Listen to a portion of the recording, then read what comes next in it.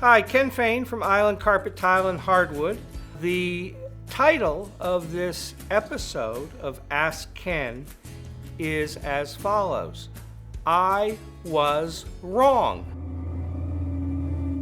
That's right, I was wrong.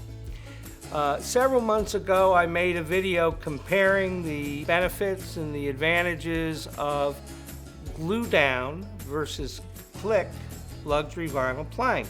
And I said that glue down was better for repairs going forward into the future because you could just pull up the plank, whereas with a click product, I said you'd have to disassemble the whole floor if you have a problem in the middle of the floor and unclick all the planks.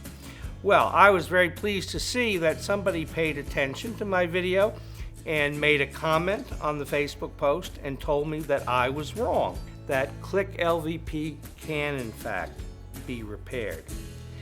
And so I asked my very best hard surface installer, is this true? How can it happen? Then we did a renovation on our showroom, and it turned out that there were a couple of click planks that were damaged.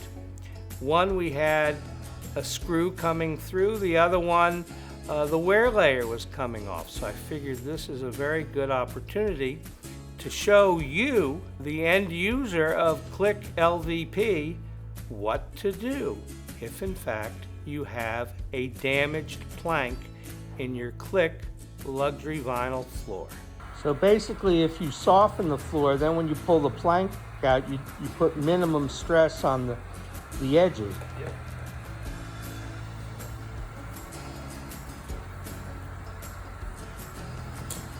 Well, that's nice.